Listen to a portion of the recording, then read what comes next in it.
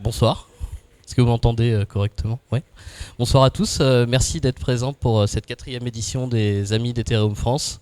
Ce soir, on va parler d'interopérabilité, de gouvernance, de stablecoin. Avant toute chose, je vais présenter Ethereum France. Donc, pour ceux qui ne nous connaissent pas encore, on est une association loi 1901, donc à but non lucratif. On est axé sur l'éducation, la recherche, l'open source. On organise pas mal d'événements communautaires. On fait pas mal de publications, principalement dédiées à la francophonie. On traduit également des articles, donc principalement des articles en anglais. On les traduit en français. On est présent sur les réseaux. Vous pouvez nous retrouver donc sur Twitter, sur YouTube et sur Discord.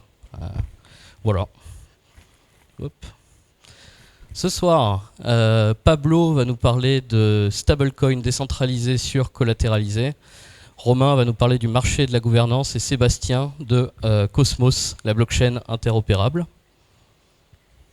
En cela, je vais vous présenter un petit peu l'actualité d'Ethereum France. Donc en avril, on pense faire une 5e édition de ce meet-up. Et en juillet, on a notre gros événement annuel, Let's Ici, dont je vais parler dans le slide suivant. C'est ça.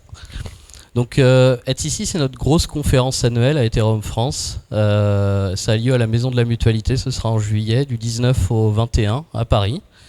Donc on attend 300 speakers, à peu près 2000 participants, incluant les speakers, et il y aura une centaine de side events. Donc ça, les side events, c'est pour ceux qui n'ont pas forcément la chance de pouvoir venir parce qu'ils travaillent, et également pour ceux qui n'ont pas pu avoir de tickets. Donc c'est toute la journée, le soir, un peu tout le temps, la nuit. Voilà.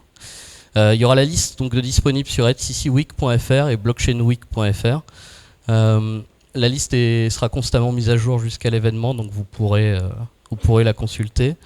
En général, la plupart des événements sont gratuits en général. Bon, voilà. Donc tout ce qui est side event, c'est vraiment communautaire. C'est pas nous qui nous en chargeons. Vous pouvez vous-même lister des événements sur ces sites. Il y aura une vague de 200 tickets qui sera émise début avril. Tout est annoncé sur Twitter. Faut être assez réactif en général parce que les places sont limitées. Et je crois que l'annonce a été faite cet après-midi. Donc il y a déjà les dates des deux autres vagues. Bon, merci à tous encore une fois d'être venus, de rendre ce genre de meet-up possible. À la fin de l'événement, il y aura une petite distribution de POP. Donc ce sont des petits badges sous forme de NFT. Vous pourrez juste scanner le QR code à l'écran. Et pour ceux qui ne savent pas comment ça fonctionne ou qui veulent des conseils sur l'application, comment faire en sorte d'avoir son POP, vous pourrez aller demander à ceux qui scannent le QR code. Voilà, je voulais également remercier Exalt pour l'accueil. On est dans un lieu assez symbolique pour l'association. On est déjà venu en ces lieux dans d'autres circonstances et voilà, on est ravis de venir à nouveau. Donc avant de laisser la parole aux intervenants, je vais laisser parler François-Xavier pour qu'il nous explique un peu où on est. Et voilà, encore merci d'être là ce soir.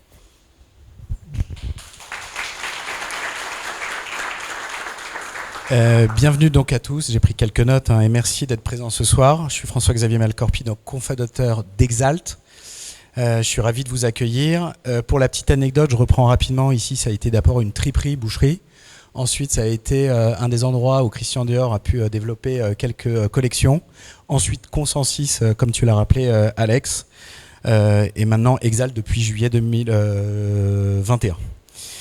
Pour ceux qui ne nous connaissent pas, donc on est une société de conseil spécialisée en transformation digitale sur les aspects produits, projets, finance et également IT.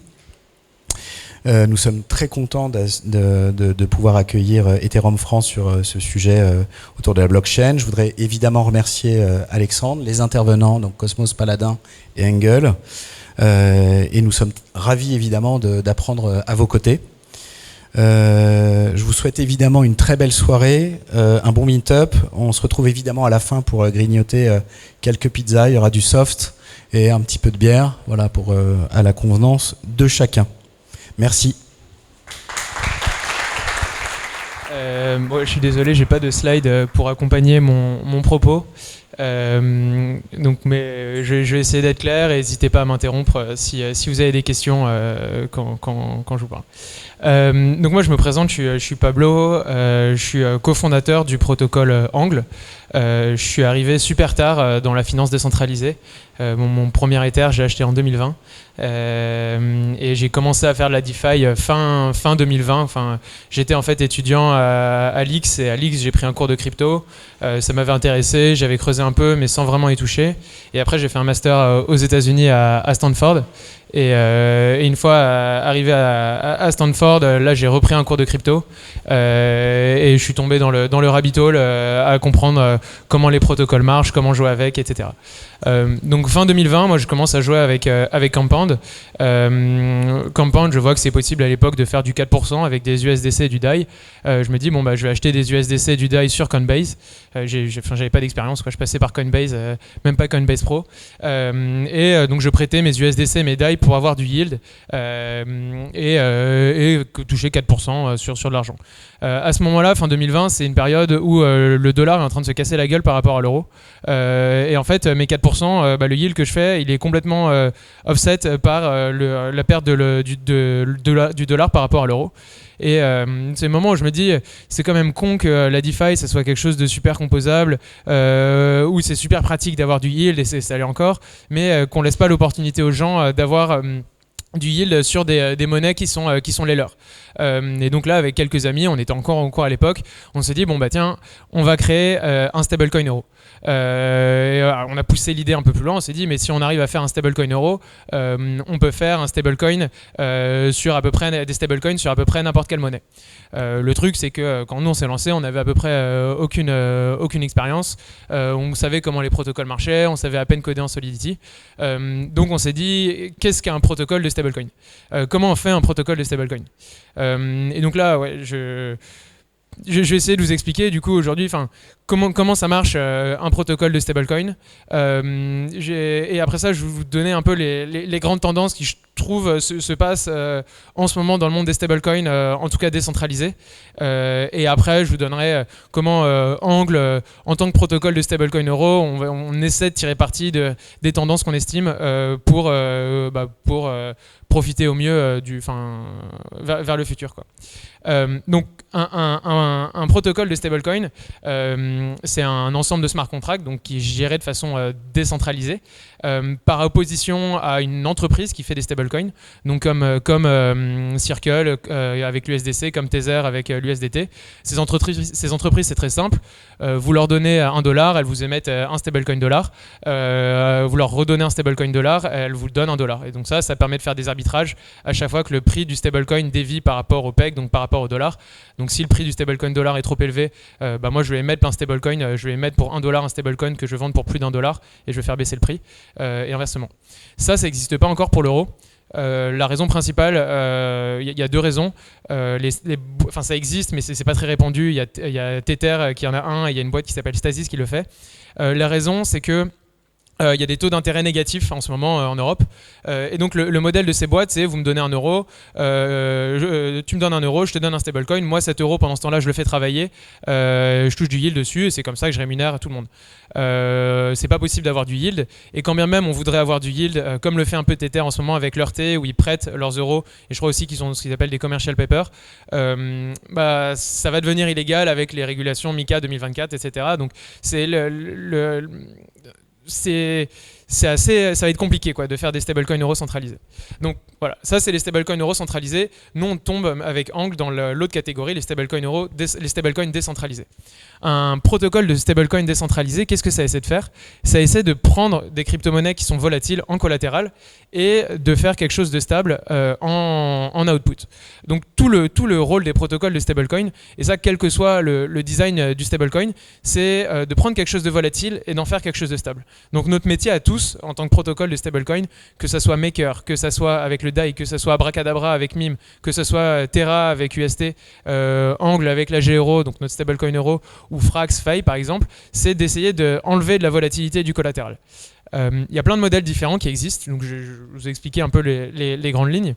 Le premier modèle, c'est le premier qui a été lancé, c'est celui de Maker avec DAI. Ce modèle, il consiste à dire, vous me donnez un Ether, et contre cet Ether, vous allez avoir le droit d'emprunter des stablecoins. Et en fait, si la valeur de l'Ether que vous m'avez donné en gage tombe trop, à un moment, vous allez vous faire liquider, c'est-à-dire que moi je vais prendre vos Ethers et vous allez vous retrouver avec les stablecoins. Donc là, la façon dont le risque et dont la volatilité est absorbée, en fait, la volatilité elle est fragmentée entre chaque personne qui dépose des Ethers pour emprunter du DAI. Vous me dites si c'est pas clair, moi c'est peut-être très clair pour moi, mais donc en fait c'est fragmenter le risque entre chaque personne. Moi j'apporte 10 Ethers, bon je porte mon risque d'Ether, mais j'emprunte du DAI. Petit aparté, qu'est-ce qui fait que le DAI qu'on emprunte est stable ? Il y a des arbitrages, mais des arbitrages qui sont super indirects. Par exemple, j'emprunte un DAI, le protocole considère qu'il vaut $1, mais si le prix du DAI sur le marché devient inférieur à $, parce que tout le monde a swappé ses DAI par exemple contre des Ethers, eh bien moi j'ai intérêt à acheter des DAI pour rembourser ma dette que le protocole considère qu'elle fait $1. Et dans l'autre sens, j'émets des DAI pour les vendre plus cher $1 sur le marché en espérant que le prix du DAI va baisser. C'est aussi ça, ce design de Maker avec le DAI, c'est aussi le design de Abracadabra avec Mime. Eux, ils la jouent un peu plus dégène dans le sens où ils prennent des collatéraux un peu plus risqués. C'est-à-dire que ça va pas être de l'Ether, ça va être du Wrap Stacked Ether, bon, même si DAI a ça. Ça va être des yield bearing tokens comme des jetons que vous avez sur Yearn, par exemple des YV USDC, vous donnez des USDC, vous empruntez du DAI, mais sauf que les USDC gagnent en valeur parce que c'est des jetons qui gagnent en yield. Enfin, c'est une autre branche de la DeFi. Tout ce qui est stratégie yield bearing token, mais il y a plein de designs possibles, de fluctuations possibles autour de ce modèle où je dépose du collatéral et j'emprunte des stablecoins. Une autre version d'absorber de la volatilité du collatéral, c'est simplement de ne pas avoir de collatéral. Donc ça correspond au design de UST de Luna, avec le Luna, leur jeton de gouvernance, qui est devenu donc un des stablecoins les plus répandus. Le design de l'UST, c'est très simple, en fait ils sont collatéralisés par leur propre jeton de gouvernance, et c'est le Luna qui absorbe en fait la volatilité de l'offre et la demande sur l'UST. Donc pour émettre de l'UST, il faut que vous donniez du Luna. Pour récupérer du Luna, pour vendre vos UST au protocole, vous récupérez du Luna en faisant ça. Donc ça, on voit que ça marche bien, c'est-à-dire que si le prix de l'UST baisse, moi j'ai intérêt à burn des UST pour récupérer du Luna. Si le prix de l'UST monte, j'achète du Luna pour émettre de l'UST et je fais un profit en faisant ça. Donc là en ce moment UST c'est en train de devenir un des plus gros stablecoins dollars. Il y a un mécanisme qui est assez risqué parce que en fait le prix de l'UST il dépend un peu du Luna qui descend, c'est-à-dire que si tout le monde veut en même temps burn ses UST pour récupérer du Luna, le prix du Luna va mécaniquement baisser, ce qui va faire que de moins en moins de gens auront confiance dans l'UST et voudront burn leurs UST pour récupérer du Luna. Et en fait il y a un risque qui est assez systémique avec ça. Donc moi perso j'ai pas d'UST. C'est très bien pour aller farmer sur Encore qui est un protocole qui permet d'avoir 20% de yield. C'est possible de s'assurer donc de porter une partie de ce risque, mais c'est assez risqué, c'est des mécanismes de signorate share. Il y a déjà des stablecoins au design similaire qui ont fail, Basis Cash, $1,7, etc. Ça marche pas tout le temps. Donc ça c'est un gros problème. Il y a un mécanisme intermédiaire à celui-là qui est celui de Frax et de Fei, où eux ils sont backés en partie par leur token, donc FXS pour Frax, et en partie par l'USDC. En fait c'est un UST en moins risqué quand on réfléchit à ça. Donc voilà, ça c'est les deux grands designs de stablecoin décentralisés. Il y a plein de variations aussi. Il y a des rebasing tokens comme Ampleforce. Je ne vais pas rentrer dans les détails de tout. Nous, ce qu'on essaie de faire avec Angle, on n'essaie pas seulement de faire des stablecoins non dollars, d'essayer de créer de la liquidité pour des actifs qui n'existent pas en ce moment en DeFi pour que tout le monde puisse accéder aux tokens qui les intéressent. On essaie aussi d'innover dans les protocoles qu'on fait. Et donc, il y a un an, quand nous on réfléchissait à quel protocole on faisait, on se disait ok, comment on arrive à faire un protocole qui soit surcollatéralisé, donc qui ait plus de collatéral en réserve que de stablecoins en existence, c'est-à-dire comme le cas de Maker et d'Abracadabra, c'est les stablecoins qui tiennent tout le temps. En gros, à moins qu'il y ait des liquidations, des cascades de liquidation. Maker, Abracadabra par exemple, l'autre jour, le PEG a été mis à l'épreuve parce que on se rendait compte que quelqu'un dans la multisig, c'était Zerix Sifu, était un peu un scam. Tout le monde a voulu exit ces mimes, mais le protocole a très bien tenu parce que ça reste sur des bases assez solides. Et donc, comment on garde quelque chose de surcollatéralisé, mais qui soit efficace à capital pour créer, et avec des arbitrages directs pour faire en sorte que les stablecoins soient toujours stables. C'est-à-dire que pour avoir un de stablecoin, j'ai besoin de 1 de collatéral, et 1 de collatéral, j'ai 1 de stablecoin, sans avoir besoin de mettre 150% de la valeur en Ether pour emprunter 100 d'Agero. Donc voilà, nous, on a essayé d'inventer ça. Comment ça marche ? Vous venez nous voir, Angle, vous donnez, donc on n'accepte pas encore l'Ether en collatéral pour le moment, c'est des stablecoins dollars qui back notre stablecoin euro, mais c'est peut-être plus éloquent si je prends le cas de l'Ether. Vous venez donner un Ether, ça vaut 3000 €, on vous donne 3000 stablecoins euros, 3000 stablecoins euros, on vous donne toujours la valeur correspondante en Ether. Maintenant, nous on a un protocole qui a un Ether en réserve. Si demain le prix de l'Ether il chute de 50%, vous venez nous voir avec vos 3000 stablecoins, vous me dire bon bah faut que tu me donnes 2 Ethers si tu veux me donner la valeur correspondante en euros. Donc tout l'enjeu c'est comment on arrive à trouver un autre Ether sur le marché pour s'assurer, pour être capable d'assurer cette convertibilité.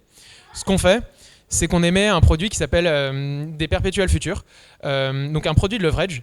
En fait, le protocole, nous, on porte la volatilité de cet Ether. Donc, comme je vous disais, un protocole de stablecoin décentralisé, c'est toute question de comment on absorbe la volatilité.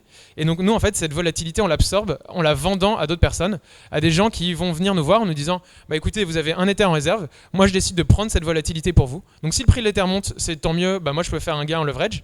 Je peux faire un gain, donc je peux me prendre un leverage de x2, x3, jusqu'à x100, ce qu'on propose sur les stablecoins dollars. Et donc, j'aurai le droit au gain en capital que j'aurais fait si j'avais possédé l'Ether. Mais si le prix de l'Ether chute, bah vous allez avoir le droit de piocher une partie des Ethers que j'ai absorbés. Donc par exemple, j'apporte un Ether, je décide de couvrir un Ether du protocole, le prix de l'Ether chute de 50%, nous on va piocher parmi on va piocher tout l'Ether que la personne nous a apporté au départ pour avoir 2 Ethers finalement en réserve. Donc en fait, il faut voir ça comme une marketplace Angle entre les gens qui veulent de la stabilité et les gens qui veulent de la volatilité. Et les gens qui veulent de la volatilité, ils vont prendre la volatilité du collatéral des gens qui veulent de la stabilité. Voilà, donc vous me dites si j'en ai perdu quelques-uns. Le truc, donc ça marche très bien pourvu qu'il y ait toujours des gens qui soient prêts à ouvrir des perpétuels futurs, donc à venir nous dire bah, je me mets long Ether, je prends un gros leverage. C'est pas tout le temps le cas. Et donc nous, c'est là où on innove parce qu'il y a d'autres protocoles qui ont ce design-là aussi en tête, notamment sur Solana, il y a un protocole qui s'appelle UXD qui fait un peu comme ça.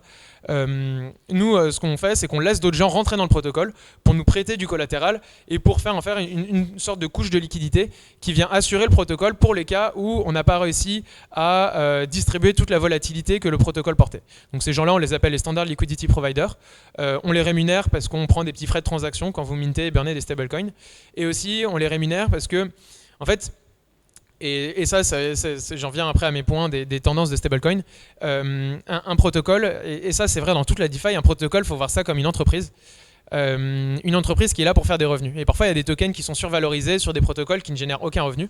Et tous les protocoles, leur but, c'est de faire du revenu à la fin, parce que d'une façon ou d'une autre, à un moment, il y aura des dividendes qui sont distribués aux token holders du protocole. Maker distribue des dividendes, AV distribue des dividendes, Frax distribue beaucoup de dividendes, nous on distribue des dividendes aussi. Et donc, faut que chaque protocole, faut qu'il arrive à faire du revenu. Nous, la façon dont on fait du revenu en tant qu'Angle, c'est que tout le collatéral qu'on a en réserve, donc là en ce moment notre TVL elle est un peu mal, on est à 160 millions de TVL à peu près, au max on était à 250 millions. Tout l'argent est investi sur Compound AV, on génère du yield dessus, donc il y a une partie de ce yield qui reste dans le protocole, c'est le revenu du protocole, et une partie qui va à ce qu'on appelle nos Standard Liquidity Providers, qui eux assurent le protocole. Donc en fait, Angle, c'est quoi? C'est une place de marché à trois entrées, pour les gens qui veulent des stablecoins, pour les gens qui veulent du leverage et pour les gens qui veulent du yield. Pour le moment, on a juste lancé notre stablecoin euro parce qu'on se rend compte, et avec backé par des stablecoins dollars, on va bientôt accepter l'Ether, on se rend compte en fait que c'est dur de sans cesse se hedger nos réserves en collatéral. Donc c'est quelque chose qui marche pour le moment. Enfin nous, notre stablecoin, il est très stable. C'est quelque chose qui marche, mais qui ça peut ne pas marcher tout le temps. Et un truc, enfin quand nous notre vision, c'est d'être toujours là dans 20 ans. On peut pas se permettre d'avoir toujours un risque des scénarios où ça pète. Bon après, je pense qu'on pète si le temps qu'on pète, UST a déjà pété à ce moment-là. Mais bon, enfin faut savoir que ça existe et s'y préparer. Donc on a lancé l'euro, et autre chose auquel on se rend compte, nous, en tant qu'angle, avec nos designs nouveaux, c'est qu'en fait, c'est dur en DeFi de grossir des stablecoins qui sont pas dollars. L'essentiel de la place pour les stablecoins, si vous voulez grossir un stablecoin, demain, vous lancez un stablecoin, personne n'a d'incentive à l'utiliser. Par où il faut passer? Il faut aller sur Curve. En fait, Curve, c'est un protocole qui permet d'échanger des stablecoins les uns avec les autres, mais des stablecoins pairs les uns aux autres. Ils ont un super bon programme de liquidity mining, et donc, en fait, les gens ont intérêt à posséder vos tokens parce qu'ils reçoivent du CRV et du CVX, donc convexe, en apportant de la liquidité dessus. Ça, c'est dur à faire sur de l'euro, on le fait, mais c'est dur parce qu'on n'a pas beaucoup d'actifs avec lesquels se pairer. Donc voilà, la première tendance de la DeFi au niveau des stablecoins, c'est le marché du stablecoin Forex. On est en train de le créer, mais c'est compliqué. C'est compliqué parce que y a un peu le chicken and egg. Personne va nous utiliser avant qu'ils aient autant d'incentives à utiliser de l'USDC, même si la demande est là, même si les gens n'ont pas envie d'être exposés à un risque de change. Il y a aussi un gros risque régulatoire. En tant que stablecoin décentralisé, je parle. Nous, à un moment, enfin là on l'est plus, mais à un moment on était le plus gros stablecoin euro. On allait voir les échanges en disant regardez FTX, Binance, etc. Regardez, on est le plus gros stablecoin euro, on a 5 millions de volumes de trading par jour, on est le stablecoin le plus échangé on-chain, listez-nous. Et en fait, les échanges, ils ont un peu peur des protocoles décentralisés, notamment Binance qui veut monter complètement patte blanche aux régulateurs, et ils ne peuvent pas accepter quelque chose avec une gouvernance qui peut être évanescente, qui potentiellement ne sera pas régulée. Et donc ça rend les choses un peu compliquées. Donc l'autre problème, et c'est lié à ce premier problème de difficulté à lister sur les échanges en tant qu'actif décentralisé. Et d'ailleurs, parenthèse, vous remarquerez que sur les échanges décentralisés, vous trouverez très rarement, sur des échanges centralisés, pardon, vous trouverez très rarement des stablecoins décentralisés. Donc DAI se trouve, mais Frax, Fei, UST, vous les trouverez quasiment nulle part. UST un peu sur Binance, mais ils sont quasiment jamais listés pour les mêmes raisons régulatoires. Donc autre problème, et ça c'est le nerf de la guerre pour tous les stablecoins, c'est la difficulté à créer un on-ramp et un off-ramp. Le but en fait, c'est d'éliminer tous les frais et toutes les frictions possibles pour que les gens utilisent votre stablecoin. Donc nous par exemple, il y a des très bonnes solutions d'on-ramp qui existent. Bon, il y a Transac, Mon Pèlerin, Ramp, mais il faut réussir à fournir de la liquidité à ces solutions pour qu'elles prennent quasiment aucun frais, pour qu'elles soient en mesure de ne prendre quasiment aucun frais sans se rémunérer. Donc pardon, si je n'ai pas expliqué, l'on-ramp c'est avec du cash récupérer un actif, donc dans notre cas des stablecoins, et avec des stablecoins échanger avec du cash. Ça c'est la prochaine vague en fait, c'est ce qui permet, c'est ce qui permettra à la fin d'avoir des stablecoins qui sont utilisés un peu par tout le monde comme moyen d'échange, comme lead alternatif, comme façon d'obtenir du yield, et ce qui fera on fera venir le prochain million de personnes ou même milliard de personnes en DeFi. Donc l'on-ramp et l'off-ramp, il est bien développé sur les stablecoins dollars, il est un peu plus compliqué sur les stablecoins euros, il y a toujours des frais qui existent, et ça c'est encore un problème du chicken and egg. Plus vous avez de liquidité, plus les on-ramp et off-ramp peuvent bien travailler, mais vous n'aurez pas de liquidité si les on-ramp et les off-ramp ne travaillent pas. Donc la première tendance du coup, et première tendance ennemie, c'est la DeFi, le Forex pour la DeFi est en train d'arriver, nous on est en train de construire les bases pour ça prend. La deuxième tendance, c'est la guerre de l'on-ramp et de l'off-ramp, où tout le monde est en train un peu de se battre, même les stablecoins décentralisés, pour avoir de l'on-ramp, techniquement, s'intégrer avec des solutions centralisées pour émettre pour avoir un on-ramp et un off-ramp le plus smooth possible. Un autre truc, et une autre grosse tendance, et ça je pense qu'on va le voir dans tous les stablecoins qui arrivent, c'est ce qu'on appelle les algorithmic market operations. Je vous disais, donc les AMO, c'est Frax qui a inventé le terme. Je vous disais qu'un protocole, c'est une entreprise qui doit générer du revenu. Mais en fait, il y a un cheat code qui est incroyable quand vous avez un protocole de stablecoin et quand vous contrôlez le minting, c'est que potentiellement vous pouvez minter plein de stablecoins, les prêter sur Compound et AV ou les mettre sur Curve pour aller farmer du CRV et du CVX, récupérer tout ça et après vous récupérez vos stablecoins. Nous, à la G-Euro, on est listé sur AV. Si on veut, si la gouvernance veut, on peut quintupler la TVL de AV. On a juste à minter 50 milliards d'AG-Euro et aller récupérer le yield des gens qui empruntent des AG-Euro. Et donc ça, par exemple, minter des agéros qui n'existent pas, qui ne sont backés par rien, et les prêter dans un protocole, ça correspond à un AMO, un Algorithmic Market Operation. C'est une façon d'imprimer de l'argent pour faire du yield. Mais ça ne veut pas dire que les stablecoins sont sous-collatéralisés, parce qu'ils sont contrôlés par le protocole, et le moment où ils rentrent en circulation, le moment où ils sont empruntés, en fait, la personne qui les emprunte, c'est stablecoin, donc je prends le cas de AV, en fait, elle a backé son emprunt par des Ethers, par des USDC, comme vous empruntez des USDC contre de l'Ether sur AV. Et en fait, il se trouve que ça fait en sorte que tous les agéros, même si à la base ils ont été créés et mis sur AV sans être backés, en fait, quand ils se retrouvent en circulation, ils sont finalement backés par le protocole de AV. D'ailleurs, je pense, j'espère pas me tromper, mais il n'y a personne mieux à même que AV et Compound pour faire leur stablecoin. Ils ont tout le protocole pour les faire, et donc je serais assez étonné qu'ils le fassent pas. S'ils l'ont pas fait, c'est que j'espère pour eux en tout cas qu'ils ont compris ça et que c'est les protocoles les plus à même pour faire leur propre stablecoin. Moi j'espère qu'ils le feront pas sur l'euro parce que faut que ça continue de passer par nous, mais parce que je pense qu'on a une technologie peut-être un peu plus généralisable, mais en tout cas ils pourraient le faire et c'est un clic pour le faire. Donc pour revenir sur les AMO, imprimer de l'argent sans qu'il existe pour régénérer du revenu, ça c'est ce qui a permis à Frax de grossir énormément. Frax, eux, ils récupèrent 25% de l'inflation en CRV parce qu'ils émettent du Frax pour farmer du CRV, du CVX. Ils mettent aussi de la liquidité sur des échanges avec des Frax qui n'existent pas. Et ça, tous les protocoles sont un peu en train d'essayer de faire ça. Fei le fait, Dai le fait, alors que Dai, c'est réputé être les plus sérieux, ils prennent à peu près aucun risque. Donc, faut s'attendre à se familiariser à ça. J'avais noté une autre idée, mais là, ça m'échappe. Donc, ouais. Un autre truc, je sais pas combien de temps il... 10 ? Ok. Une autre grosse tendance pour les stablecoins, et ça personne n'a encore réussi à trop trouver l'équation, c'est la compatibilité cross-chain.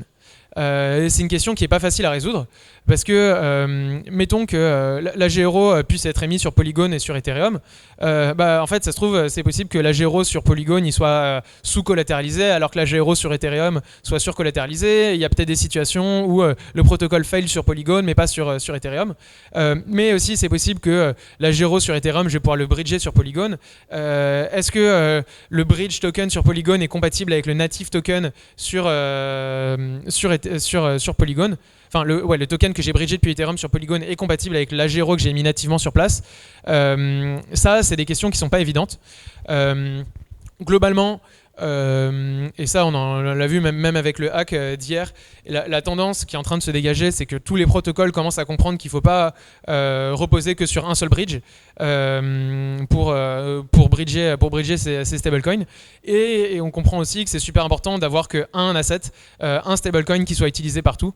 Par exemple, l'USDC sur Avalanche, je ne sais pas si vous voyez, il y a l'USDC-E qui est la version bridge de l'USDC et l'USDC normal qui est la version émise par Circle de l'USDC. Et il y a des protocoles qui acceptent l'USDC, des protocoles qui acceptent l'USDC-E. C'est vraiment un enfer du point de vue de l'utilisateur. Si vous allez voir sur Saber, qui est le protocole, la version de Curve sur Solana, je crois qu'il y a 10 versions différentes du SDC qui correspondent à des bridges différents. Donc nous, ce qu'on est en train d'essayer de faire chez Angle, et ce que Frax a très bien fait en premier, ce que TDAO, donc c'est un stablecoin dollar sur Polygon a fait aussi, on est en train d'essayer de faire en sorte, donc nous déjà de permettre le native minting sur d'autres chaînes, mais aussi d'essayer de faire en sorte que à la fin on pourra s'interfacer avec plein de bridges différents pour un peu diviser le risque. S'il y a un bridge qui se fait hacker, au pire, c'est dommage, mais le protocole tient toujours quoi. Le protocole ne risque rien en cas de hack de bridge, mais c'est les utilisateurs qui sont rogue. Rect. Donc en fait la tendance est de permettre, quel que soit le token du bridge, par exemple je bridge via Uniswap des agéros sur Polygon, mettons que j'ai un agéro canonique qui existe, qui soit émis nativement avec le protocole, c'est de permettre de swapper un pour un sans aucun frais le token des bridges vers le token natif. Ça c'est la tendance qui se dégage. Il y a plein de solutions qui existent. Vous avez peut-être entendu parler de Layer 0, d'Axelar. Et ça, à la fin, enfin moi j'ai pas l'expertise technique pour faire la différence. Je pense que en fait, on verra pas trop ce qu'il y a dessous, et ça, ce sera à nous au protocole de faire en sorte que quoi que vous bridgiez, à la fin vous vous trouviez avec le même token bridgé depuis Axelar ou bridgé depuis Layer 0. C'est la tendance qui se décide. Autre truc et autre grosse tendance des stablecoins et peut-être la bataille du moment, enfin une des batailles du moment, c'est aussi la question de l'assurance. Je vous parlais d'UST. UST, tout le monde sait que c'est super risqué, mais on peut avoir, bon, ils ont baissé un peu leur yield je crois, mais 19% d'yield sur encore. Mais le stablecoin il peut péter, parce que tous les stablecoins décentralisés, il y a des scénarios où ça casse. Je vous ai dit que nous il y avait des cas où, enfin, on sait très bien quand ça arrive, et normalement on a toutes les actions à faire avant à la main pour éviter que ça arrive, mais il y a des cas où ça casse. Et donc il y a des gens qui, s'ils investissent des dizaines de millions, ils ont peut-être envie de pouvoir s'assurer, mais l'assurance a un coût, et les boîtes d'assurance, les protocoles d'assurance, il y en a très peu, et ils peuvent assurer qu'un nombre limité de liquidités. Donc les gros protocoles, c'est Nexus Mutual, Unslashed, Insurace. Il y en a d'autres qui se lancent, Solace. Et tous les protocoles de stablecoin, nous on est tous en train d'essayer de permettre aux gens qui possèdent le stablecoin de s'assurer pour le moins cher possible. Donc par exemple, pour s'assurer sur la G-Euro, ça coûte 2,6% par an. C'est-à-dire que même si vous pensez qu'on est le protocole le plus pourri, et que vous voyez que vous pouvez faire 20% d'yield sur Convex, autant faire 18% d'yield en payant 2% d'assurance pour vous dérisquer complètement. Donc l'assurance, elle vous assure contre quoi? Contre le risque de smart contract et contre le risque de dépeg. Donc dépeg, c'est quand ça vaut plus en euros, qui peuvent se passer. Donc voilà, pour moi, pour résumer mon propos, je vous expliquais un peu comment ça marchait un stablecoin décentralisé, comment Angle marchait. Les grandes tendances, c'est le cross-chain, permet le native minting un peu partout en gardant une compatibilité. Il y a les AMO, donc en tant que protocole, on peut imprimer de l'argent pour générer du revenu et créer de la liquidité sans trop de risques. Il y a le problème d'assurance, il y a le problème des intégrations dans les échanges centralisés et parallèle à ça, les on-ramp, off-ramp pour onboard le prochain million de personnes. C'est peut-être un point de conclusion, mais après j'aurais d'autres choses à dire sur Angle et comment nous on essaie de naviguer dans tout ça. Ah mais merde, j'ai oublié mon point de conclusion. Bon, je vais vous parler de Angle. Donc, nous, on a notre protocole qui marche, mais il y a des cas où on n'est pas suffisamment edge. Donc nous, ce qu'on essaie de faire, on essaie de double down un peu dans nos AMO. Là, on a un vote de gouvernance en cours pour prêter 1 million d'AG-Euro sur AV. C'est vraiment pour commencer. La stratégie, en fait, ça prend des smart contracts normalement de faire des AMO. Nous, on reprend la théorie de gens de Tsidao, ils appellent ça faire du reverse onion. C'est-à-dire qu'on fait ça via des multisig et petit à petit, on enlève des rôles à la gouvernance pour que ça soit pleinement automatisé avec des smart contracts qui gèrent l'investissement sur AV. Genre si on voit que ça coûte trop cher de borrow de l'AG-Euro sur AV, on baisse le coût. Un des gros trucs qui nous manque avec Angle et ce qu'a réussi à faire Abracadabra, ce qui est permis avec Maker, c'est la possibilité d'avoir du leverage. C'est-à-dire, je mets des Ethers, je mets 1,5 d'Ether, j'emprunte un DAI ou un MIM, je swap ce MIM pour de l'Ether et je me retrouve avec un leverage de... je suis nul en calcul de leverage, mais vous comprenez que je peux me retrouver avec une exposition à 2,5 Ether en n'ayant apporté que 1,5 Ether au début. Nous, c'est pas supporté en ce moment avec l'Angle et la G-Euro, donc on est en train de travailler sur un module de borrowing qui permettra à tout le monde de mettre du collatéral, d'emprunter des AG-Euro, similaire à ce que font Maker, MIM, et similaire à ce que font les protocoles de lending. Donc on essaie un peu d'améliorer ce que font les autres pour faire quelque chose de mieux, donc notamment au niveau des liquidations. On est en train de designer un truc qui est beaucoup plus borrower friendly, dans le sens où si vous faites liquider, vous perdez pas genre 10% de votre collatéral, vous perdez techniquement 2%, le moins possible, quoi, juste ce qu'il faut pour que le liquidateur arrive. On aura des features beaucoup plus user friendly pour ce qui est le leverage. En fait, c'est la guerre à venez emprunter des AG-Euro chez moi plutôt que les emprunter chez AV aussi. Parce que si vous pouvez emprunter des AG-Euro contre de l'Ether sur AV à 2% et que si nous on prend 3%, vous allez aller chez AV et pas chez nous. Et à la fin, c'est AV qui prendra le revenu des AG-Euro empruntés et pas le protocole. Donc il y a tout un enjeu à ça aussi. prendre des frais un peu plus faibles, prendre des actifs sur lesquels les gens veulent se leverage. Et donc c'est ça qu'on va lancer. C'est ce module-là aussi qui va nous permettre d'arriver cross-chain, donc de pouvoir déployer le protocole Angle sur Polygon, sur Avalanche, sur Phantom, enfin sur à peu près n'importe quelle blockchain EVM compatible. Et aussi avec ce module-là, et parallèlement aux AMO, on va pouvoir permettre un truc qui est assez intéressant, c'est de permettre à toutes les DAO, donc nous par exemple, Angle, bon à un moment on était sur Valo, hein, on avait, ça devait être genre 500 millions de valeur d'Angle en réserve, je vous rassure aujourd'hui c'est plus autant, enfin la valeur des Angles qu'on garde dans le treasury de la DAO, mais ça c'est de l'argent qui sert à rien. C'est de l'argent qu'on pourrait utiliser pour emprunter des USDC et faire du yield sur ça. Et donc nous, ce qu'on est en train de permettre de faire, c'est de permettre à n'importe quel DAO qui supporte un oracle, donc ça c'est quand même une grosse condition, parce que toutes les DAO n'ont pas un oracle pour leur token, d'emprunter des agéros contre leur token de gouvernance, pour faire travailler, en fait, leur permettre de faire travailler leur grosse réserve et obtenir du yield contre ça. Donc ça permet en fait de donner de l'utilité à des tokens qui normalement n'en ont pas. Faye est en train de faire ça aussi avec Turbo. Nous... on le fait avec notre module qui, on l'estime, est mieux designé, je pense. Après, il n'est pas encore battle testé que ce que propose Faye et Crary, même si ils sont très forts aussi là-bas. Donc, ce module-là, cross-chain. Je vous disais qu'au début, la vision d'Angle, c'était de faire des stablecoins sur à peu près n'importe quoi. On a juste lancé la Gero. Et là, je parle en tant que moi personnellement, et je parle pas en tant que l'accord team d'Angle et encore moins en tant que la gouvernance. Et c'était une des idées que j'ai oublié de mentionner dans la gouvernance. C'est tout le monde est concentré sur, enfin dans les tendances des stablecoins, pardon. Tout le monde est concentré sur le dollar, mais les gens se rendent compte que au niveau du dollar, il y a 7% d'inflation sur le dollar aujourd'hui. Même si l'euro est plus fort que le dollar, ça se trouve on peut faire mieux qu'un stablecoin euro, être encore moins exposé au risque de change. Au risque encore pire que le risque de change et le risque d'inflation. Donc il y a pas mal de gens qui commencent à réfléchir à faire un stablecoin qui est inflation resistant, c'est-à-dire s'il y a 2% d'inflation sur l'euro, mon stablecoin il vaut 1 euro au début de l'année, il vaut 1,02 € à la fin de l'année. Et donc ça, nous on sera en mesure de le faire avec ce nouveau module. Frax vient de lancer, ou est en train de lancer son stablecoin, le FPI qui permet de faire ça. Il y a un protocole qui s'appelle Volt aussi qui lance ce stablecoin. Moi, ça me ferait marrer de faire ça, de lancer un stablecoin comme ça. C'est dur de le faire exister, il faudra créer de la liquidité dessus au départ. Mais je pense que c'est un actif qui peut être un vrai actif de base en DeFi, dans le sens où il n'y a pas la volatilité qu'il y a sur l'Ether ou sur le Bitcoin, mais au moins vous êtes mieux à posséder ça qu'à posséder du dollar. Voilà, donc c'est à peu près nous tout ce qu'on essaie de faire avec Angle. Donc AMO, on essaie de double down nos AMO, nouveau module, nouveau stablecoin, du cross-chain et après bien sûr des meilleures stratégies de yield pour augmenter notre efficacité opérationnelle et le yield qu'on distribue à nos token holders. Donc je ne sais pas si vous avez des questions. Oui, bonjour. Donc on peut emprunter 1 pour 1 le AG euro avec nos Ethers. C'était ça non, il est pas maintenant. Dans 3 semaines, tu pourras. Mais c'est pas emprunté. C'est-à-dire, tu donnes de l'Ether au protocole et tu récupères des agéros. Les Ethers appartiennent au protocole. Avec le nouveau module qu'on va lancer, le nouveau borrowing module, là, ça sera pas 1 pour 1, ça sera tu mettras 1,5 d'Ether et là, ça fera vraiment emprunter tes agéros. Tu pourras emprunter un agéro.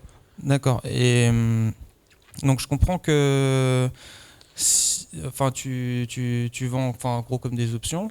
C'est ça, pour couvrir le risque de l'Ether. Et si ça suffit pas, tu te couvres avec le fonds Standard Liquidity Protocol. Standard Liquidity Provider. Mais en fait, quand tu fais des options, il y a une prime à payer. Et comment tu payes ça tout en gardant le PEG après avec c'est nous la marketplace pour les options en fait. C'est les gens qui viennent nous voir et on leur fait payer un petit frais pour avoir l'option. Les perpétuels futures, nous on est les seuls à permettre des perpétuels futures sans funding rate. C'est-à-dire sur FTX, si tout le monde veut se mettre long et que vous prenez une position longue, toutes les 8 heures, vous allez devoir payer 0,03% de votre position.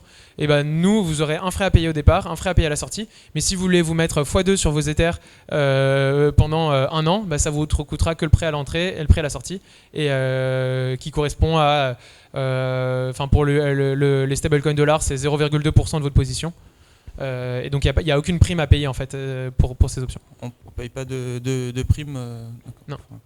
Quand vous voulez vous protéger, vous voulez protéger les euros là, pour garder le PEG. Nous on baisse nos frais. Nos frais sont dynamiques en fonction de à quel point on a besoin de se protéger ou pas. D'accord. Okay. Moi, je vais partir plutôt du côté de la gouvernance. T'en as pas trop parlé, mais par rapport à tout ce qui se passe côté VO Angle, j'ai vu le locker avec AP, avec Stake. Ouais. Je sais pas si vous en avez déjà un ou c'est. Si, y en a un, ouais. Bah, je voulais pas trop parler de la gouvernance parce que je sais qu'il y a Romain qui va parler après et il est beaucoup plus expert que moi dans ce sujet. Nous, on a pris la tokenomics de Curve, qui est la tokenomics des gens qui savent pas faire une bonne tokenomics. Et ce qui est notre cas, on prend ça par défaut, ça marche bien. En fait, comment est gérée notre gouvernance? Le jeton de gouvernance, c'est l'angle. Vous pouvez le locker pour avoir des VE angles, qui est un jeton pas transférable et qui vous donne du voting power. Donc plus vous loquez d'angle pendant une longue période, plus vous aurez de voting power. Le problème, c'est que c'est pas du tout liquide d'avoir ça. Enfin, vos VE angles, vous pouvez pas les transférer. Et donc, comme ce qu'a fait Convex sur Curve, nous on a StakeDAO qui a construit un locker qui permet en soi de tokeniser vos positions en VE angle. StakeDAO possède les VE angles pour vous, mais vous donne un token en échange qui vous donne droit à ce dont vous auriez droit normalement si vous possédiez les VE angles. Merci pour la présentation déjà. Et ma question c'est plus sur le côté le stablecoin anti-inflation. Du coup, c'est un panier de devises. Quelle devise? Alors, il y a plein de façons de faire ça. Frax, ce qu'ils font, c'est qu'ils regardent un basket, un panier de différents actifs. Moi, j'ai une façon à laquelle je réfléchis. Je pense que ça peut marcher. Parce que c'est dur d'estimer l'inflation en temps réel. Si vous avez une grandeur, vous regardez le CPI, c'est updaté tous les mois. C'est des grandeurs qui sont manipulables. Les gens peuvent tirer profit de ça pour front-runner le protocole et donc faire du profit. Nous, ce qu'on a en tête, c'est regarder le prix des bonds, des government bonds allemandes, inflation linked et non-inflation linked, de comparer le prix des deux. Ça donne l'estimation du marché de l'inflation et ensuite de faire un swap autour de ça pour corriger le prix de l'euro, par exemple, à l'estimation du marché de l'inflation. Donc on n'a rien écrit, pas écrit les maths, mais théoriquement, je pense que ça peut marcher. Bonjour, merci pour la présentation. J'imagine que avec vos investisseurs, les relations que vous avez avec la régulation, vous avez dû évoquer le sujet du stablecoin euro banque centrale. Pour vous, comment vous percevez cette possible concurrence future et comment vous êtes perçu vis-à-vis des autorités avec votre stablecoin? Donc nous on est décentralisé, les gens de la MiCA ils comprennent pas trop ce que c'est qu'un stablecoin décentralisé, donc je pense que je suis assez confiant on pourra passer sous les mailles du radar et continuer à faire ce qu'on fait.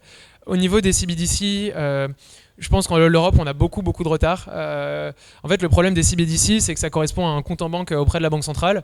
Et si tout le monde a son compte en banque auprès de la banque centrale, les gens n'ont plus leur compte en banque. Donc, si les gens n'ont plus leur compte en banque, ça tue un peu les banques, quoi. Et le rôle de la banque centrale, c'est la stabilité monétaire et économique. Mais si ça tue les banques de faire des CBDC, c'est un peu contraire à leur principe. Et ça, Christine Lagarde, elle n'a pas trouvé la réponse à ce problème-là. Donc je pense que ça va finir par arriver, mais on est bien loin d'avoir trouvé les modalités. Peut-être donner le droit d'émission aux banques des CBDC.